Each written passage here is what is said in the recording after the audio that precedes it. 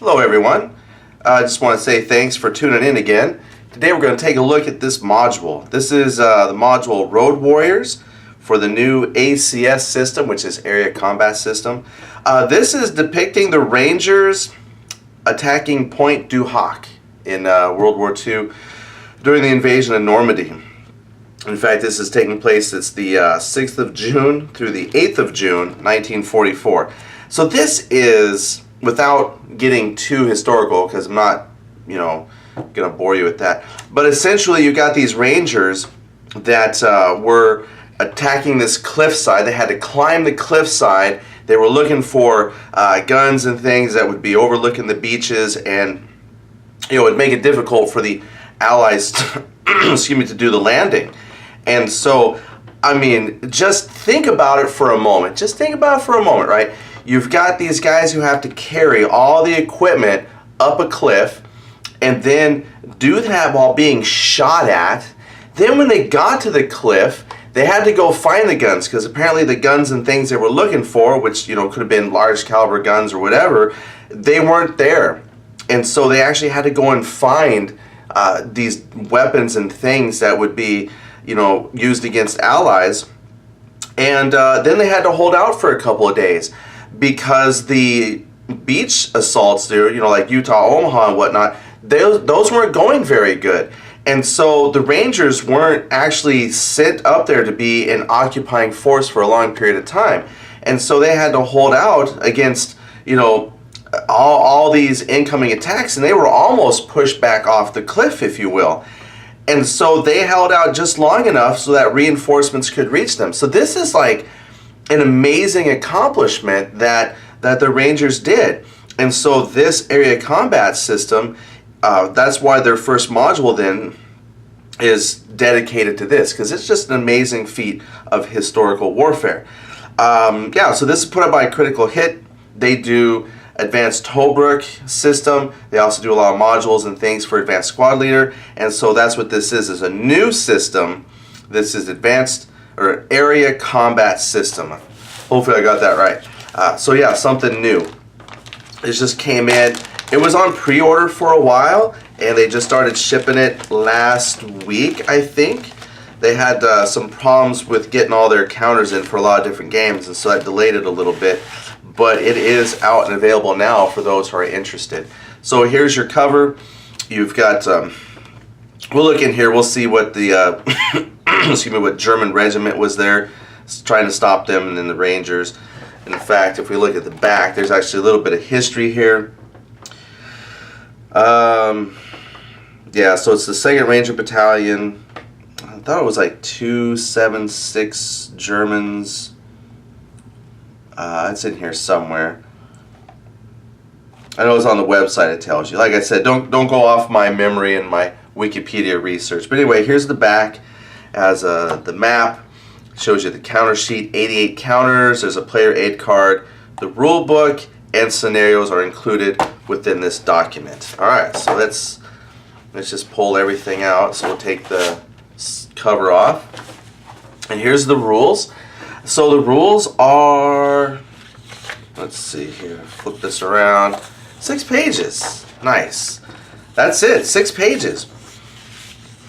Yeah, I read, they said that this was going to be a rules light, which is amazing, because when you're dealing with Advanced Tobruk, Advanced Squad Leader, those tend to be very rules dense and thick. So this will be interesting to read into. And let's see, it's 3-hole punch. The paper, I know some people are always interested like the paper quality. It's kind of a glossy paper. Beyond that, that's about all I know. It's got color, which is great. You have some counter samples here on the first page. Looks like you've got some historical black and white photos. Pages go into explaining the counter layout, your turn sequence, and then you pop right into explanations of each turn sequence. So again, look at there, we're already on page 4. It's going into direct fire support, fire restrictions, offensive and totals, and then 10 is the action phase. So on page 5, you get to the action phase, which probably covers movement. There's an assault phase. And then at the end, it's got some rules on resolving assaults, and then the regroup phase. So very laid out nicely. 6 pages of rules, so that's fantastic. Then we have here, it looks like four scenarios. You have 2 scenario cards. They are back to back. Very easy to read, looks like. Module 1, Praise the Lord. There's Road Warriors. Then Beyond, just so you see there, Road Warriors, Beyond DD 514. And this one is No Bars to be Had. And I read somewhere, and I can't remember where I read it, but they said that the first scenario, this is like the campaign scenario. I haven't read it, I just pulled this out, and I'm trying to remember where I read that. So like the first scenario is kind of the campaign, the overall, and then these extra scenarios were just shorter, kind of get you going type of scenarios. Alright, so that's at least like 1 long scenario and then 3 shorter scenarios. Alright, excellent. And then here looks like the player aid chart that it mentioned. So you've got 1. So again, that really supports the idea of like a rules light game, and that's fantastic for a tactical game. I know that if you're a fan and you follow Critical Hit and you're used to either Advanced Tobruk or Advanced Squad Leader, this might seem overly simplistic. But again, this is a different type of emphasis on rules complexity because it's an area game, so you're not moving hex to hex and things like that. So I'm interested to see how this plays out. But it is nice to have only 1 player aid card. Sometimes we get bogged down with so many chart lookups that can take away from gameplay experience. So this is nice. You got 1 chart. On the back then I have, it's called the planning map. So it looks like the back then just kind of gives me an overall idea on the map itself. Like it says, it's a planning map. You can look at it, maybe plan what you want to do. You can see, it looks like you have a landing phase, and then the areas are broken down very clearly defined for you, and I guess you can start planning your assault from that. Depending on the rules, I mean, you could probably make some copies of that so you can actually write out ideas and plans since it's a planning sheet. So there you go, player aid. And the map. So the map, I opened up the map. Here's counters. Counters are important too. So it says on the website 88 counters, and these are maybe not quite the ½ inch, but 5/8. Yeah, 5/8 die. 5/8 die. I guess that's just the die cut. So we have here two sets. The olive drab, so you got your Americans. Let's see if I can shed a little more light. You got the Americans, you've got the field gray for the Germans. And what's neat is just kind of like Advanced Tobruk. I've not looked at their Advanced Squad Leader products, but I'm assuming it'd be about the same.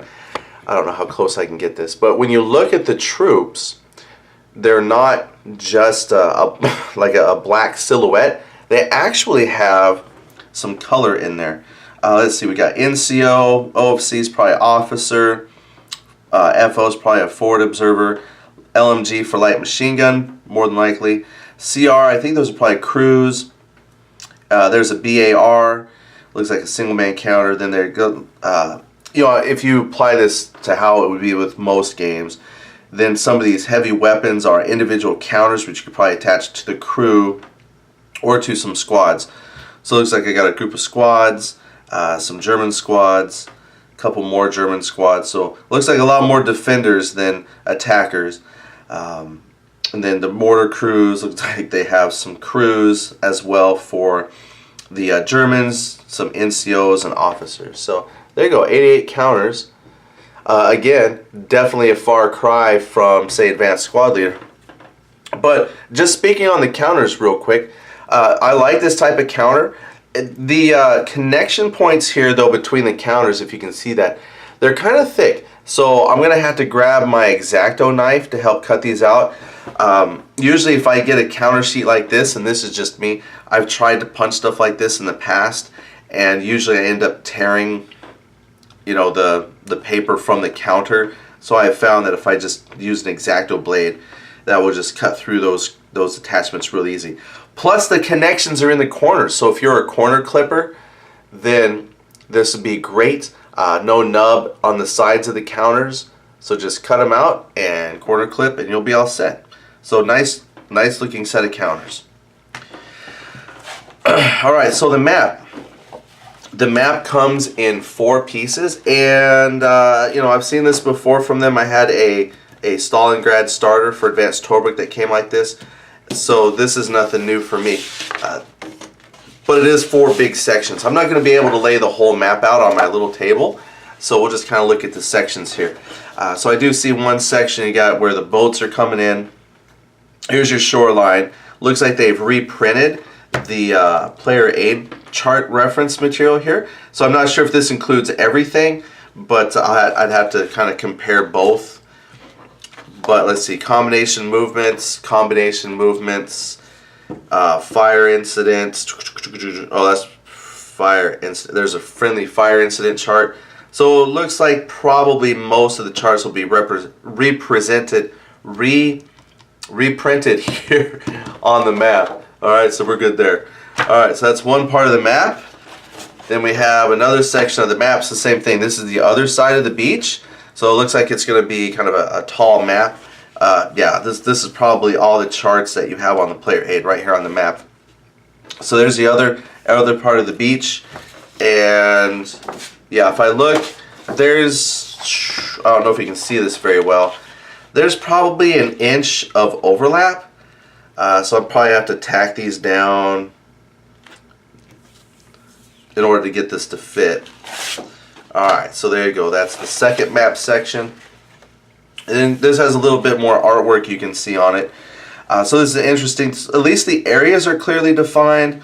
Probably had to learn those, probably bunkers or something, these circles.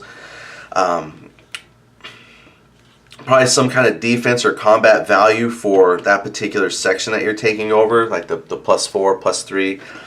Because this looks like it's kind of in the open, and there's a 1. Whereas here there's like a building, so that's a 3.